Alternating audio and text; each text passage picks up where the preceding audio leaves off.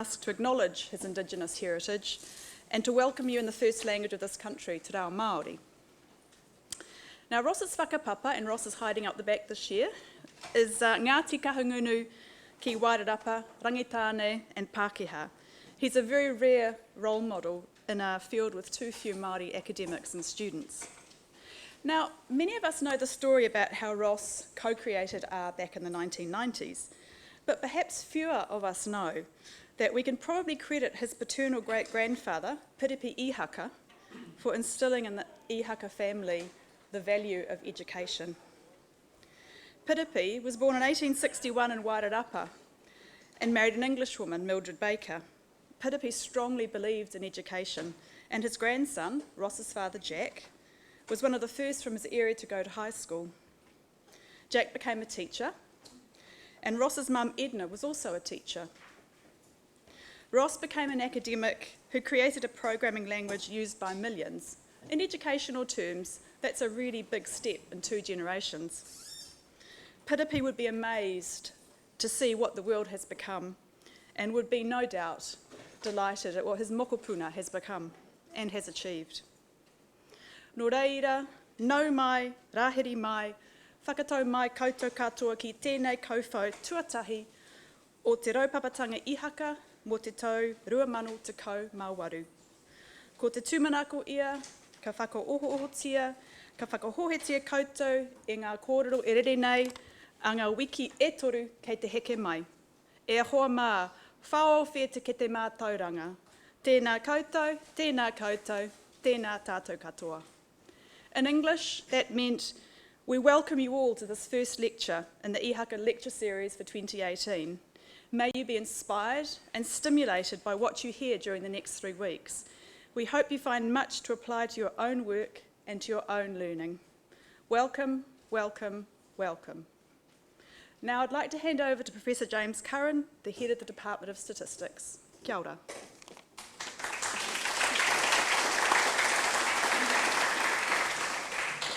So good evening. I'll keep this brief, but it gives me great pleasure to open this 2018 series of the Ihaka lectures. This is a tradition we started last year, and it's something that we hope to continue in the future in this department, in this university. It's great to see some familiar faces. I was going to say some old faces, but that's starting to hit a little too close to the bone. And to see some new faces. So welcome to every one of you. We hope that you enjoy not only tonight's speaker, but we have 2 more fantastic speakers in the coming weeks, and we hope that we will see you again for those speakers. So thank you again, and I will now hand over to Professor Thomas Lumley to introduce tonight's speaker. You get the full set of introductions. So, let's wait till I get this up there.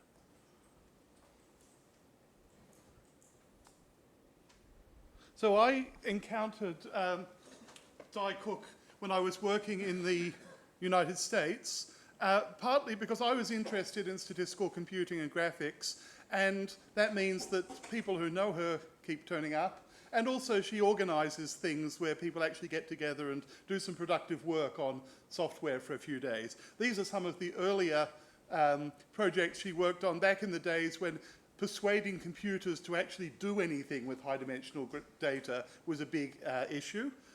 People who are old will recognise Xcobie up there. But now the computers are more powerful and flexible. Her research has moved more into things that lots of people can use rather than that highly qualified nerds can use. For many years, she was at Iowa State University in Ames, Iowa, and built up a center for research in statistical graphics and data visualization.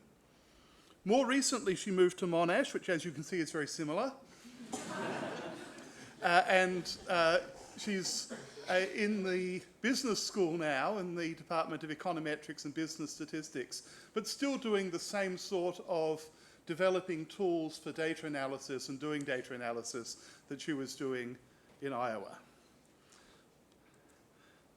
And so in Monash, we have the Monash Business Analytics team and all the suitable acronyms and abbreviations that come from that. I couldn't think of something for Kauri or Piwakawaka or something to fit this talk, so I'll just hand over now to Di.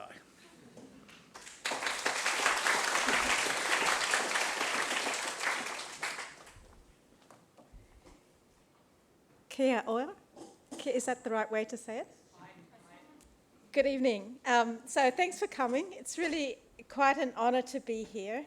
And this series of lectures named in honour of Ross are a fabulous initiative.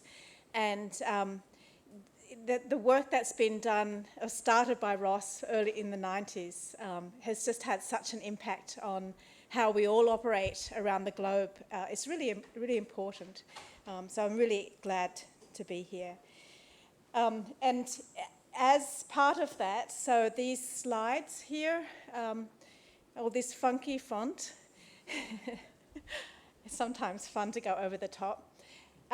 It's all made in R, by the way, and I'll show you the links later. But if you want to follow along with the slides, this is the link for the slides, and all the materials for the slides are up on GitHub, that I'll give you the link later.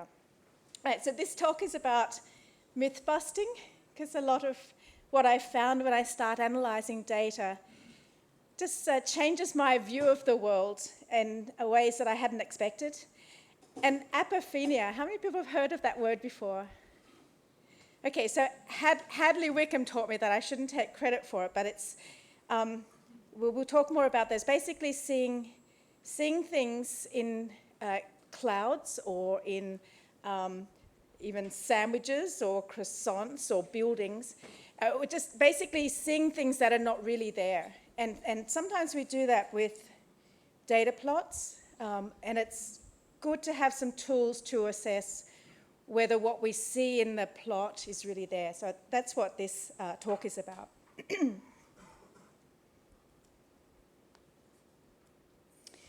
I'm going to start off by talking about some of my data stories, and that means some of the analyses that I've done over the years that have changed my view of the world. Just a couple of them. And all of these are done by just making pictures of the data. So I just make some pictures. So here's the first one. And, you know, we hear in the news on a regular basis that boys are better than girls at math. It comes up again and again, and just Google it and you'll find myriads of news stories. That's a story that bothers me enormously because it makes me feel inferior as a woman. And so it's sort of become ingrained that I think this, and then get a little bit intimidated by math. But what I discovered a few years ago changed my view. So if you take a look at a data set that's collected every 3 years around the globe, it's called the OECD PISA data. PISA stands for Program for International Student Assessment. And it's the world's global metric of quality and equity and efficiency in school education. They're testing the workforce readiness of 15-year-old students. And for example, in 2015, which was the last data that's available, there's a new survey going out this year. In New Zealand, 4,500 students were tested, and 183 schools across the country were tested. So the students are always tested on, it's 15-year-old students that are tested. They're always tested on math, reading, and science. Each time they do the survey, they put some specialty subjects. So the last time, around 2015, they did extra assessment on science. The previous survey, they did extra assessment on math. And that means then they test sort of subcategories of math or subcategories of science. So those are the main tests, and then they collect information, other information from the students. So actually the student data set that I mostly concentrated on has almost 1,000 variables. It's a lot of information. And those variables are created by asking the students, do your friends like math? Do your friends like science? How much time do you spend out of school studying these topics? Do you have a computer at home? Do you have your own desk at home? Do you have your own bedroom at home? So there's a lot of demographic variables that they collect on students. There's something like 60 or 70 countries tested across the globe, so it really is fairly global. It's not, there's some areas that I missed. You can go to this website and download the data yourself. It's fairly large. It's in, the best format of it is in SPSS format. You can also go to this website and do the tests yourself, or do some of the questions yourself to see what, how you would do on those ones. So it's pretty comprehensive data. And so what I've done is just pull that data down. And the reasons for doing that was actually part of a data competition. And because of that story in the news that I hear all the time, I decided to look at the math score. And I've just calculated the average math score for girls and boys across all the different countries in the study. Now, this text up here is a little bit small, but it's just dot plots. So the brown points are boys' score, average score, and the green points are girls' average score. The country with the highest overall average is Singapore, and you can see that girls and boys essentially have exactly the same average. The next highest country is Hong Kong, and boys score slightly higher on average than girls. The next one is Taiwan, and Macau, that's reversed. So high scores overall, but girls on average score just a little bit higher than boys. You come down the middle here. I think this is New Zealand. It's hard to see from here. No, actually it's this one in here, really close. The scores for boys and girls in New Zealand are actually really close together on average. And you beat Australia, by the way. Just a little bit. Australia's down a bit further. And the scores in Australia actually got closer between 2012 and 2015 as well. But what do you learn by looking at this? It's not consistent that the boys' average is higher than the girls' average. Actually, a lot of countries it's really close, and there's also a lot of countries where the girls' average is higher than the boys'. And if we plot those on the map, it's also really interesting to see. The green is where the girls score better on average than the boys, and the brown is where boys are scoring better on the average. So in this southern part of Asia, girls are just pipping boys on average. Up in Scandinavian countries, which you might expect, Macau and Taiwan are too small to see. And then over in the Middle East is also where girls on average score better than boys. That shocked me immensely when I saw it for the first time. So the thing that we learn is that there's many countries in the world where girls actually do better than boys on average in math. So it's not universal. So what we hear in the news, it's not true. There may be some little pieces, countries that we're living in where there's an average in favour of boys. But now let's look at a different part. So instead of looking at math, let's look at reading.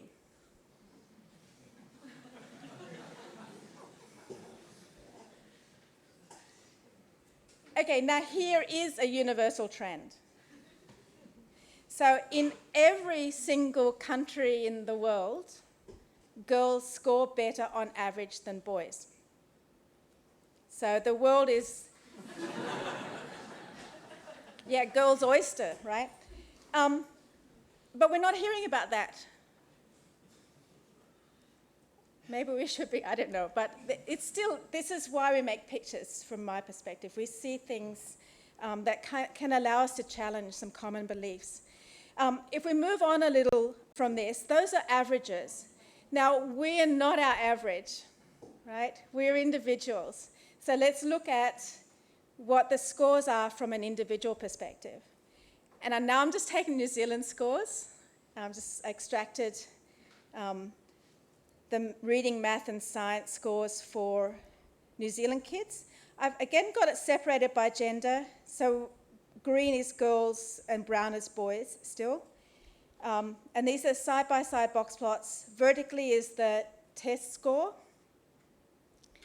And this first cell is math, the middle cell is reading, and the right-hand side is science. what do we learn about that? There honestly isn't much difference, right? So the lowest girls' score on math is actually higher than the lowest boys' score on math. And then the top scores, there's hardly any difference between the top score for girls and boys. I mean, there's a slight difference if you look at the medians. The box, which is the middle 50% for girls, is slightly smaller than the box for boys, so there's more variation in the boys. So if I'm just looking at myself with math, let's just dream. If I'm one of these girls up here, my skills are better than probably 99% of all the boys, right? So from an individual perspective, that's what matters. There's more variability from one person to another than our averages. So averages are good for the bureaucracy, for policy, school policy, if you want to boost stuff, but it doesn't mean anything for us. And I think that's really important from a social perspective, that we give those individual variabilities, because that's who we care about in the most part, right? Okay, same with reading, really. I mean, everywhere in the world, girls score better than boys on average, but there's not really much difference overall, right? Alrighty, so I think that's myth busting. Those differences that we hear about are just overblown and are not necessarily relevant for us as individuals. Right, let's take a different example. We hear about climate change repeatedly in the news. And particularly in the last few years, there's been a lot of stories about carbon capture. And so this is a link to a news story that talks about a new technology that offers hope for storing carbon dioxide underground.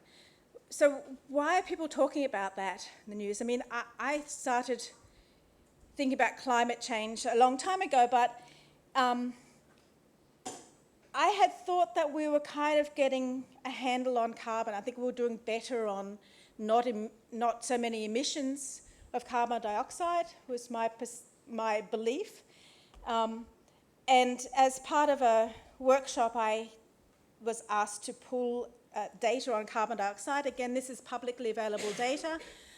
You can go to this site here. Underneath this slide is the code that actually is just pulling the data off that website on the fly, so we have data from yesterday. And I've just pulled the measurements from 4 different locations for carbon dioxide and plotted it over time. So here I've got the year horizontally, and then vertically it's the carbon dioxide in parts per million. It's separated by the 4 different places where it's recorded.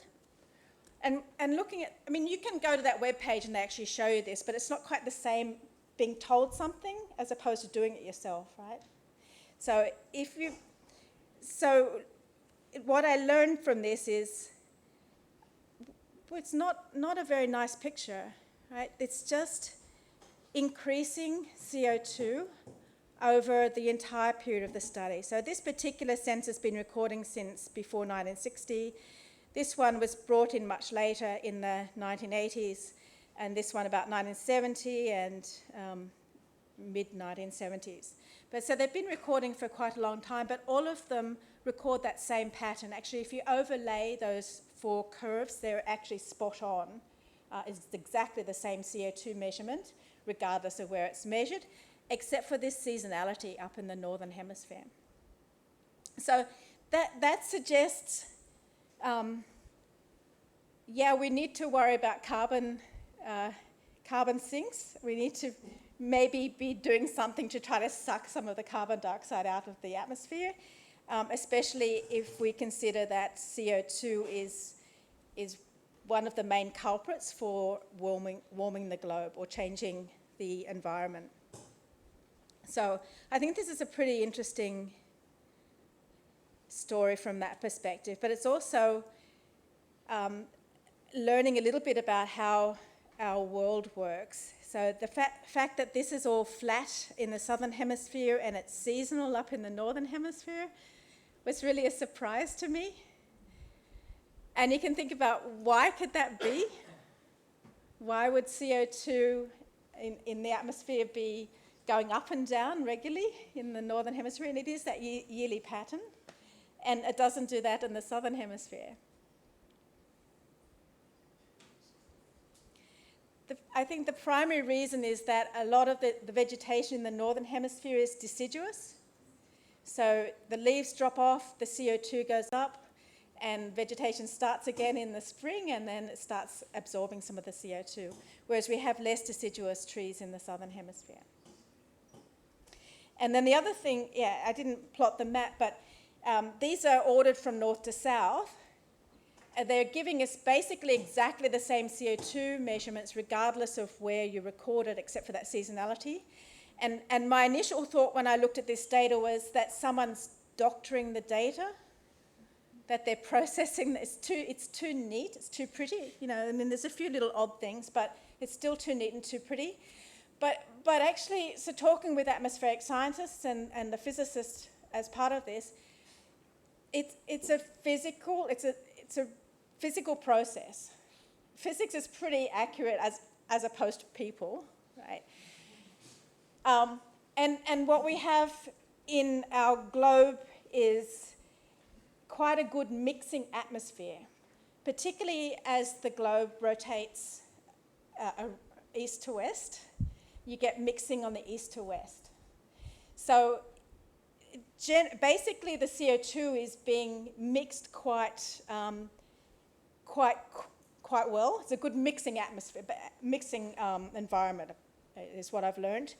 And the difference from the northern to the south is because most of the mixing is around this way until it starts filtering that. So that's why you see the seasonality. So I learned a bit about our physical world from after making these pictures. All right, so, and then just a couple more stories about data. I won't show the pictures, but from scraping websites on polling results in the United States to monitor US elections and actually also Australian elections, you notice that different pollsters have a very consistent bias.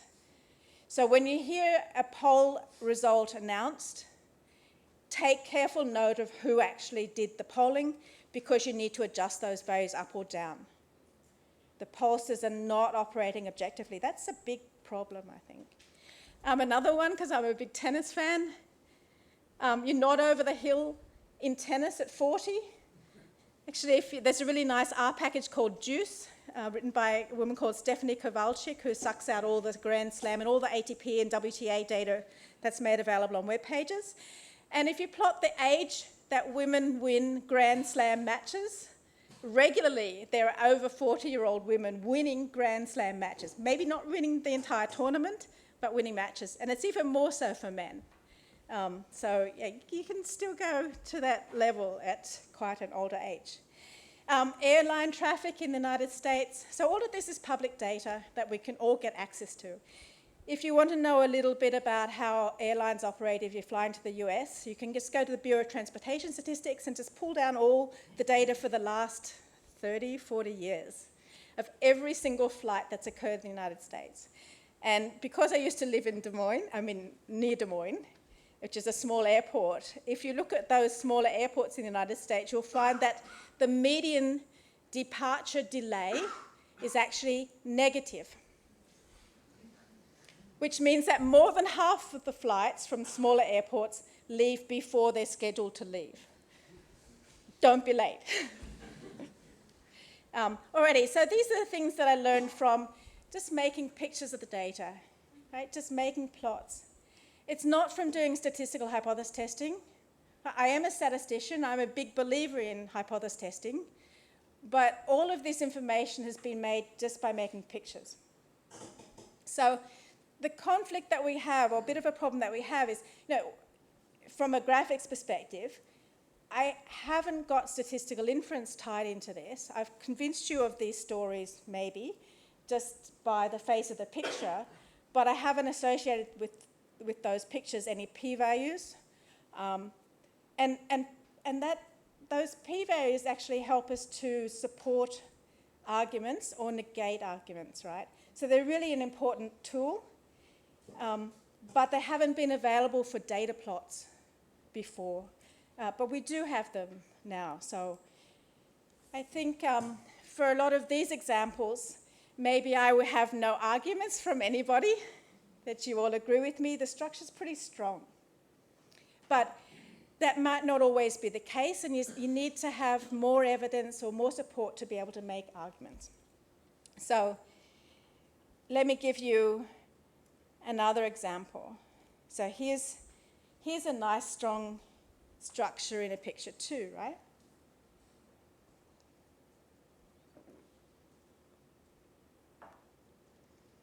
So here we've got a picture of 2 variables and 4 groups that the color represents 4 different groups. And it really looks like I've got big differences between the red ones and the green ones. And from these other 2, but these 2 are a little bit mixed, right? Who agrees with me? No, you're all now skeptics. Okay. So this is where sometimes we see things in plots that are not real, right? It's sometimes great to just lie in the grass and watch the clouds and point out the different animals that we see up there. Well, that's apophenia, and we run into it, and I run into it on a regular basis when I'm talking to collaborators about their data analyses. All right, so apophenia is the human experience of seeing meaningful patterns or connections in random or meaningless data. And I've pulled that lovely picture and that quote from a website, on a psychology website that you can then go to from there. So let's come back for a sec. Now here's another picture where I've got 12 plots now. And my question to you is, of those 12 plots, which of them has the biggest difference between the 4 groups?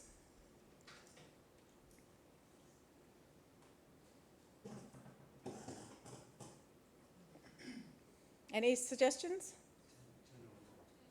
Which one? 10 or 11? Yeah? Any others? 8? Any others? 5? Okay. Anybody recognize the plot I just showed you before? 12 is the one I just showed you here. So that data and this plot came from one of my collaborators in ecology at Iowa State. And these 4 groups are different groups of wasps. And this was a big gene expression analysis. So actually she had like 3,000 genes, but she reduced that down to about 40, most important ones, and then further reduced it using linear discriminant analysis. How many people know linear discriminant analysis? Fair few people, yeah? Okay, so that's the real data. And now in here, that's the real data, number 12. And all of the rest of them are actually null data sets.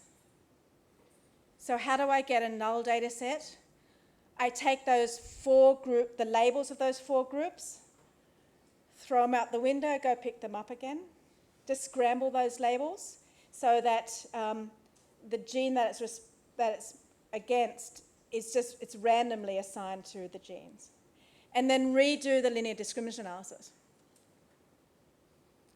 And so what we can see is that actually you get better separation with random data than the actual data.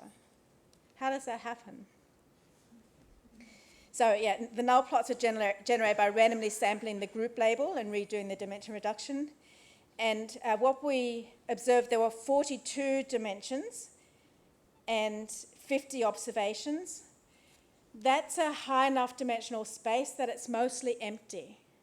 However you assign the labels, you can slice it some way to get separation between the 4 groups. Right? I think this is actually a really useful way to convince maybe not so math-savvy people to understand those problems that you're working with in high dimensions. So there really wasn't anything important in that data. So what we've just used is what we call the lineup protocol. And that lineup protocol it's like a police lineup. You put your data amongst a set of decoys or null plots, and you ask to pick the most guilty one out of the lineup. It's not like that in the rules. What you're trying to do is to say, try to gauge, is your structure in your data anything different from what you'd observe just from random variation? Okay? So embed your data plot in a field of null plots, and then we can actually do significance testing. Actually, this is really consistent with significance test, with regular hypothesis testing. Based on that idea, we also can calculate p-values. We need to have people to evaluate them. So it's a human-centric process, because we'll come back to that later maybe. So we need people to evaluate them. But here's the analogy. So if we're doing mathematical inference, we start with a hypothesis. We have some worked out test statistics. And those test statistics, we know what their sampling distribution might be. We know that behavior.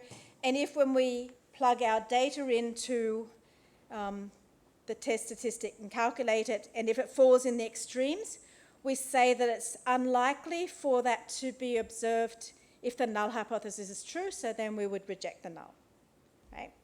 That same process we can do with plots. Well, often we start with the plot, but you need to back up a little bit and think about what is the null and alternative that we'd be, well, mostly we want to know what the null is. We don't really want to specify the alternative when we make a particular plot. What will be the situation of nothing happening in this plot? And then take the data plot, some sort of mechanism to generate your null data, and you make your plots. If your data plot stands out amongst the null plots, that's evidence that the data, that what we have observed is extreme if the null was really true. So it's the same as a rejection. Okay, so it's analogous to classical inference.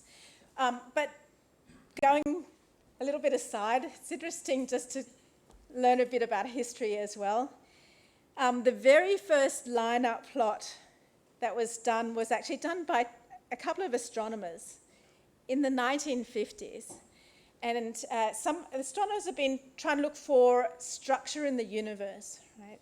So you look at the pattern of stars and see are there clusters, and to try to get some sense of that. So back in 1953, they compared actual photos of the sky with ones that were generated by just randomly putting dots around. It's this really cool paper.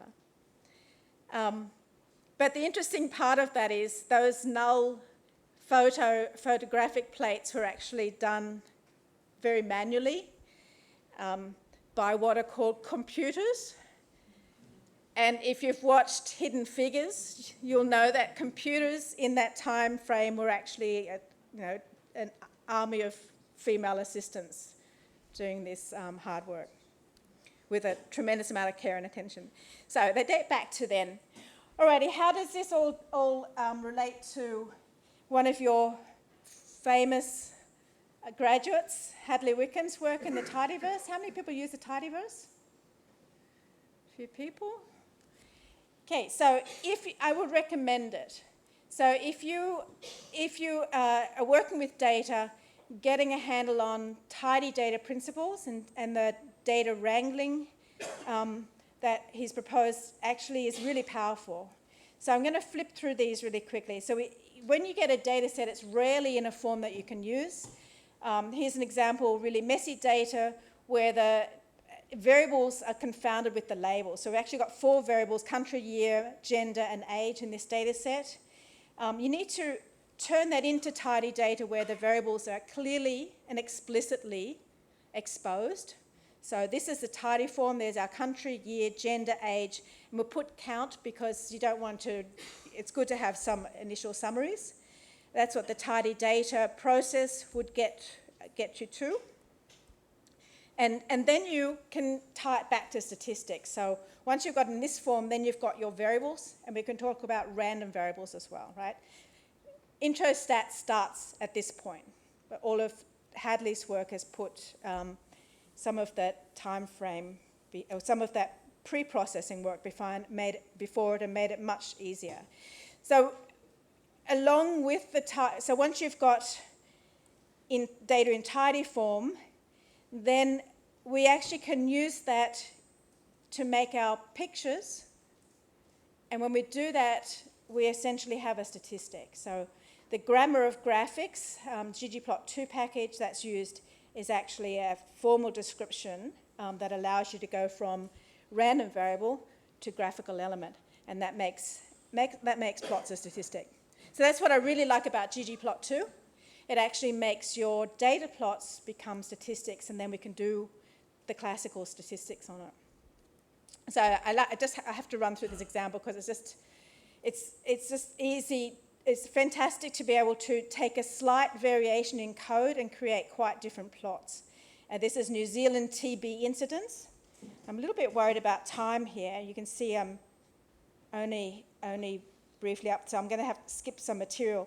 But so I've got a very little, if you look at the difference in the code between these two plots, can you see the difference in code? Hardly anything. It's only position equals fill, and I've got quite different plots. So what I've got here is year on the horizontal axis. In the cells, I've got age of TB incidence, and the colour maps to gender. So brown is male and the green is female. What do we learn by looking at this particular chart? It's a little bit messy, but it seems that incidence amongst males may be slightly higher proportionally at the older age groups. It's more 50-50 at the younger age group. Right. Rearrange it slightly with slight change in the code. And what do we notice that's different here? The emphasis now is on the overall count. You see that actually the incidence is higher with younger groups. It drops in middle age and then picks up with older age groups as well. These numbers are pretty small for New Zealand anyway, so it's the first time I looked at New Zealand data, so we don't have much of a problem here. But the same patterns occur in much larger numbers in other countries. Change it again, look at the change in code. Not much change in code. I'm now using position dodge, which is side-by-side bars. What do we now put the emphasis on? Now it's the relative male and female count. You can see that sometimes the bar for females extends higher, particularly with the lower age group. You see that they're fairly similar except for a couple of years where there was maybe a problem with females, girls in their 15 to 24-year-old getting more TB than others. But with the older age group, it's a lot of more males that are seeing TB occurring with males later on. Right, change it again. Now just facet by instead of side by side, split them apart. What's the difference in the code? Basically this part. I'm now faceting by gender and age. And now what's the focus? Now you're encouraged to separately look at the males and females, right? Rather than getting sort of mixed up with them with lots of things going on. And one thing that comes out, which is a bit disturbing, I think, particularly in the younger age group, we see the same in Australia and the same thing in the US.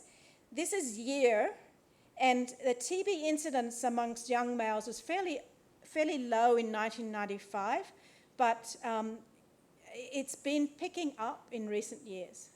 And particularly that's with this young male group. But it's to some extent with girls too. But actually we're seeing it, sorry, that's for girls, isn't it? And that's different from Australia because it's boys that you see more of. So you still see a little bit with that, but actually you've got more of a problem with girls in New Zealand for TB, which is quite different from Australia and the US. Interesting. Okay, change it again. What's different now?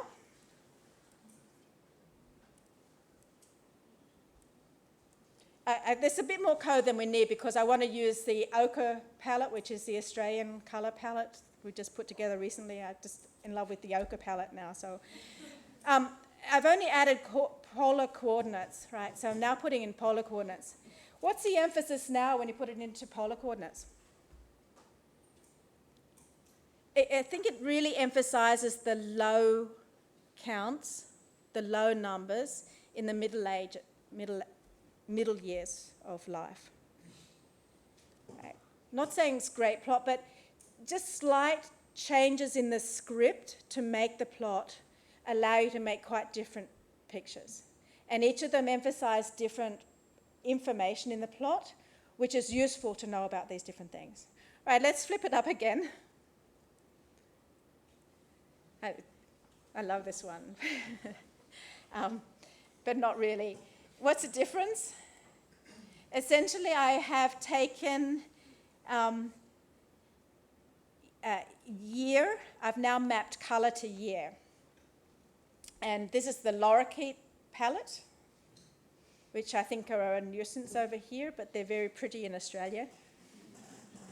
So this is a pretty awful plot, but it just shows you that with a slight change, I can make something completely different.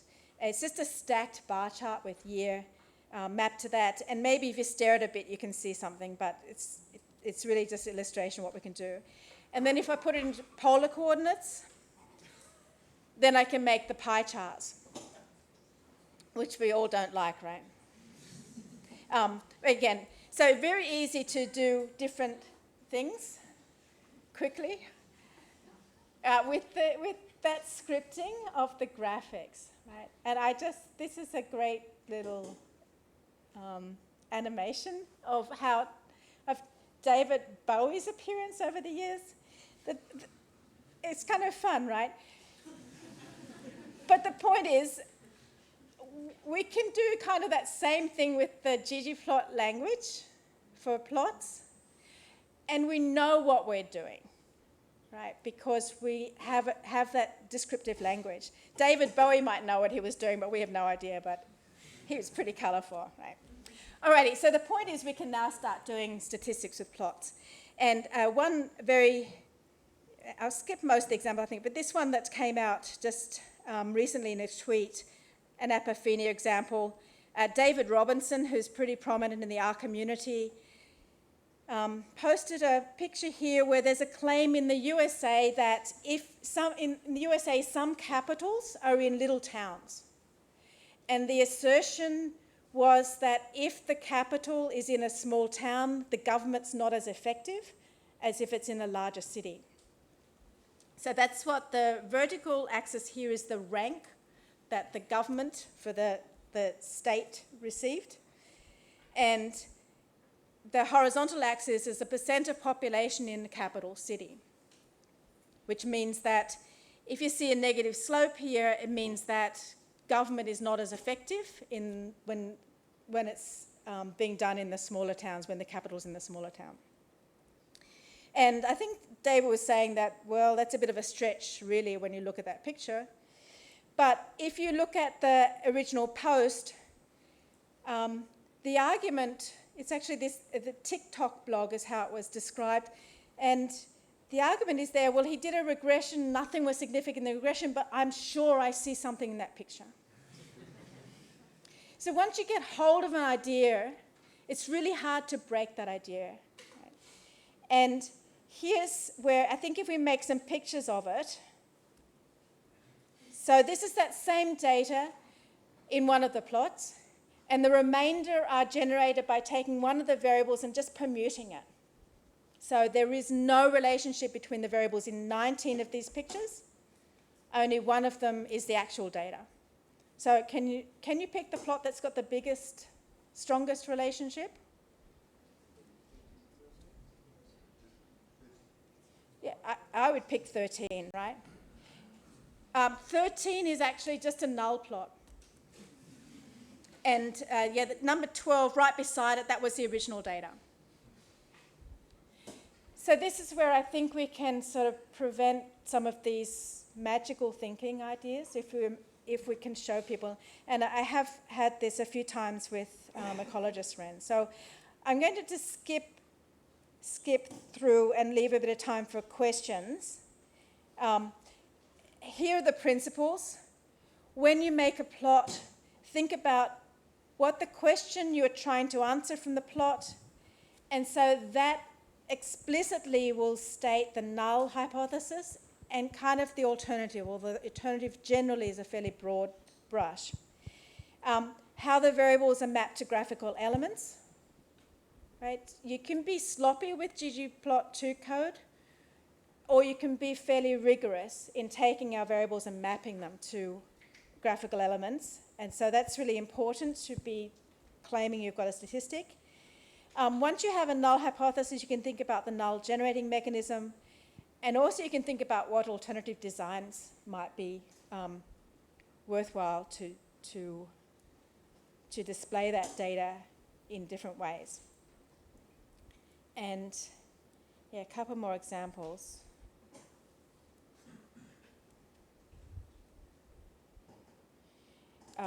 There's a package called Nullarbor, from the Nullarbor Plain in Australia. And it's a play on words because it is, null is boring, right? So, and using that, you can calculate the p-values. It's just a variation of a binomial formula to be able to work out probability that people pick the data plot by chance. And then you can also calculate power. So if you have two different designs of plots, and in one design people pick the data more frequently than the other, that's statistical power, right? Because it means that that display or that statistic is a more powerful test of that null hypothesis. And then, to be clear, when we do hypothesis testing, we do that before we look at the data, right, is a common thing. And that's the same thing that follows through with stats. The hypothesis we're doing, it comes from the type of plot that you do. It's only when you add the data to it becomes a statistic. So the type of plot that you're using is your statistic, your test statistic. And when you add the data, so it's not from looking at the data first and then making up a hypothesis. So be really careful about that. So just in summary, tidy data provides that glue from raw data to the data that we see in stats textbooks. So it makes it much easier to get to that stage in data analysis these days. As a statistician, we no longer have to ask people for their nice clean CSV file. We can do the work from the raw data ourselves. The grammar of graphics provides a functional mapping of the variable to a plot element, makes data plots become statistics, and then we can do statistical inference. That gives us some teeth from a graphical perspective to say, yeah, there's really structure there, and I have my probabilities calculated out so I can support my arguments, and also helps making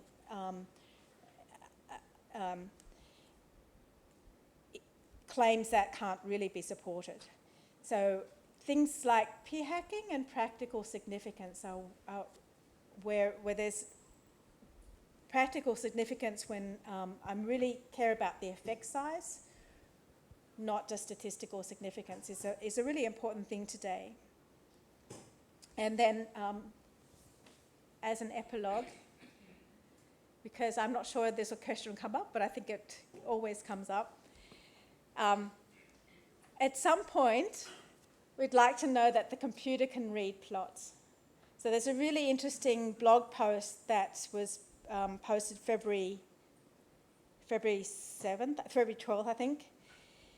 And in that blog post, he took some of the examples out of Nullarbor and built a deep learning model to try to train the computer to read the data plots. And what he found is, no, you can't do that. It's not yet. So even with a very sophisticated deep learning model, we can't beat what people see. So joint work with a whole bunch of people. If you want to get the slides for the talk, they're on my GitHub page. All the slides are made with R Markdown. The Sharingan package allows you to be fairly creative now. And it's using the lorikeet theme, so all the, which comes out of the Ochre package. And there's some links to further reading if you're interested in that. So I just stop there for questions now.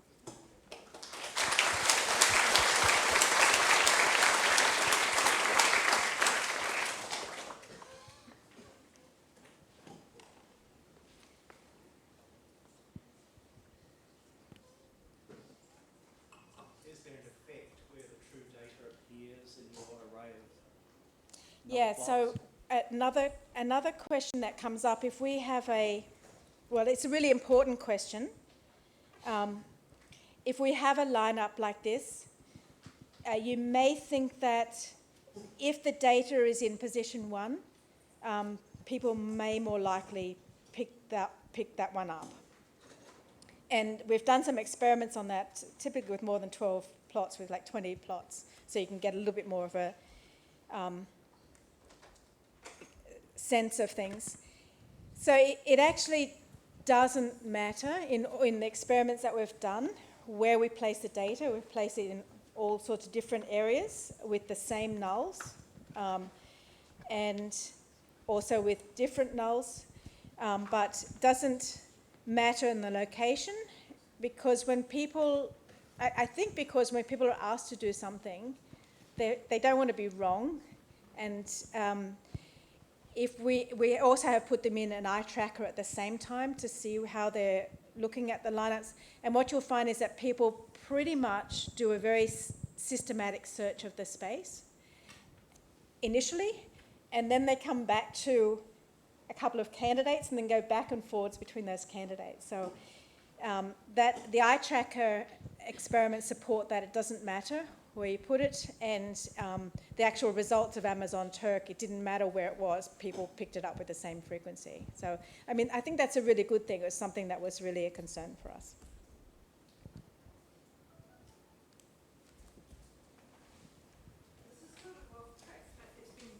It's been bothering me. How do your colours work for red-green colour blindness?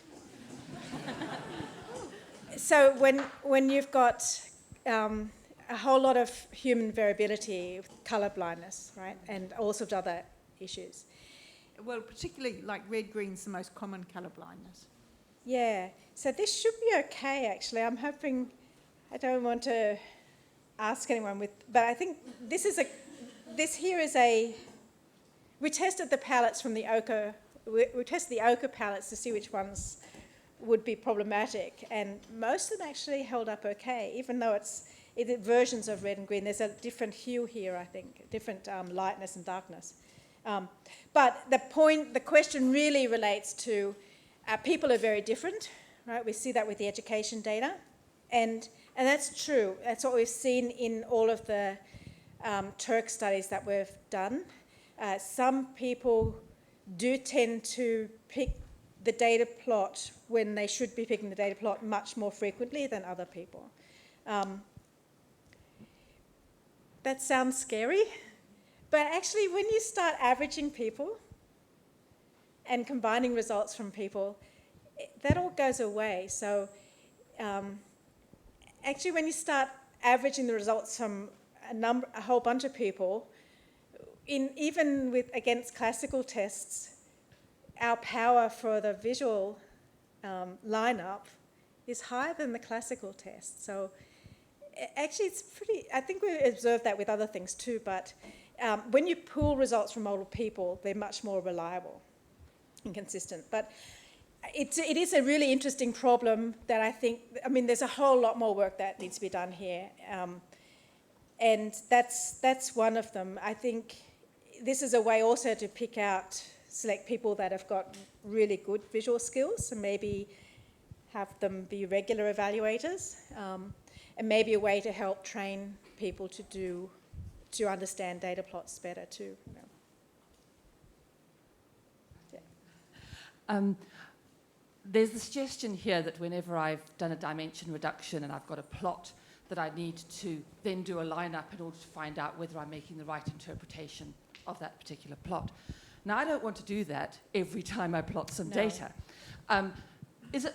are you working towards some kind of general principles that might therefore help me when I've got my data work out what the best sort of dimension reduction or the best sort of plot might be, so that I don't have to go through this whole lineup? Yeah, so that particular example was, it was a picture that appeared in the literature, and it actually happened to be a colleague in ecology. So it was a mistake that was made, and many people sort of made that mistake in the past. Many famous statisticians, actually, or a couple of famous statisticians have made it. But the way to assess that without all this manual work is to break your data into training and test. Do your dimension reduction in the training, and then look what your test data looks like. And if you've got the dimension problems, your test data is going to look nothing like your training. So that's the easy fix. So that's really how we do things today. This was an example where I needed to sort of help my colleague understand what the issues were and why that's not a good idea to rely on that result. Yeah.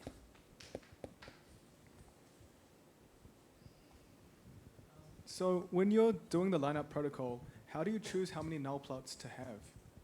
Yeah, that's another question that needs more work. In most of our experiments, we've had 20. There's reasons for that, because the chance of someone picking the data plot randomly is 0.05, our magic number. But it's also for fairly simple plots. 20 is a really nice number that we can visually handle. And then when we do the experiments, we limit the number that people evaluate to 10, a set of 10 of these. So for most of the things that we've been testing are fairly simple pictures, but as soon as the plot gets more complicated, it's much harder to make comparisons.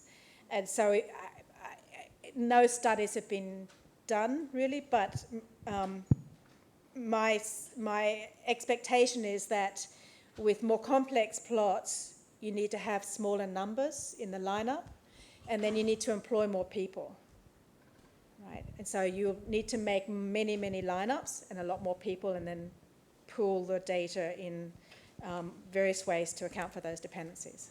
Yeah.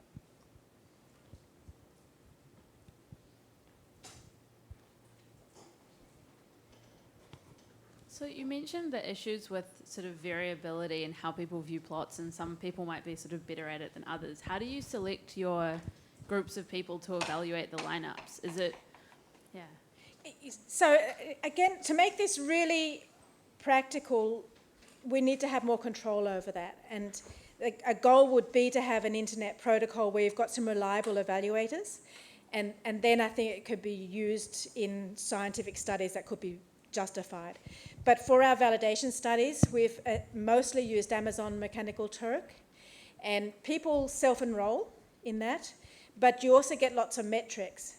So we've filtered people in multiple ways. One, they're not allowed to do our experiment unless they've done 50 other experiments before, and their rating is really high, that the person that's employed them to do that has been very happy that their overall rating is high.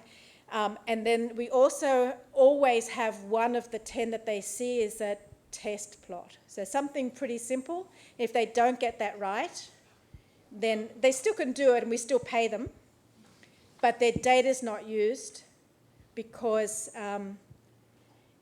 they failed our start test.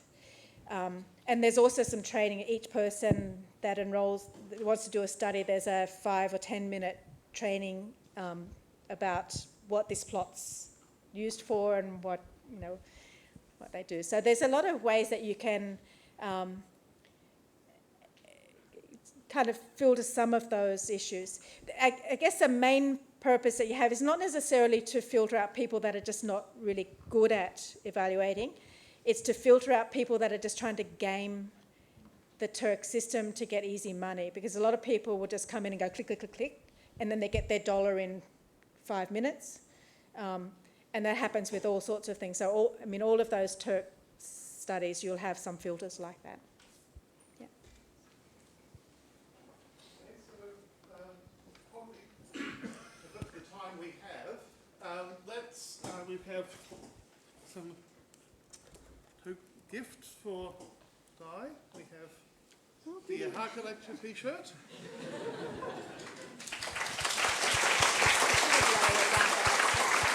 And some Thank you very much. New Zealand product.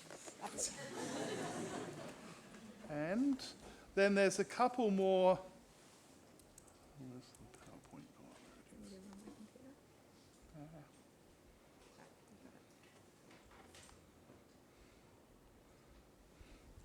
gone? So a couple more announcements. That we have a draw for people who put in their names. We have a draw for more for T-shirts, and Liza is going to come out, and we'll ask Di to do the random permutation. And get the microphone out. Okay. Three. And I get to read them. This is a lot of good shuffling of permutations happening here. Zoe? Zach? Zoe? Nope. We've got the email. Yeah, we've got the email, so we can email them. Yeah, we can read them.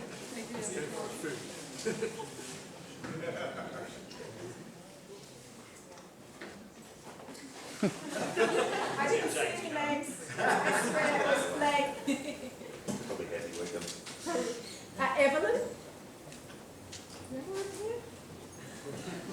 Nope.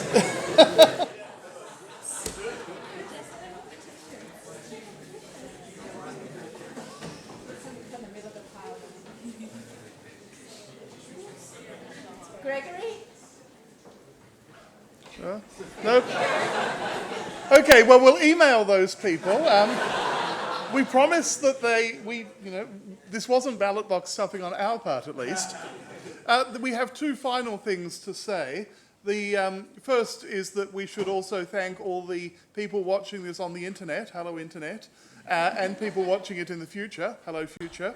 And then the final thing is that we're also, the statistics department at the University of Auckland is starting a crowdfunding campaign. We're raising money basically in celebration of R, partly to be able to continue this lecture series in the future. And so that URL is where you can go and donate. Hadley Wickham is, as you can see, is championing this project, and his suggestion is that our users should give $1 for every hour they've used R in the past year. But we're running this campaign through the end of March, and the department and future attendees of this lecture series will be grateful for any support you can give. Thank you.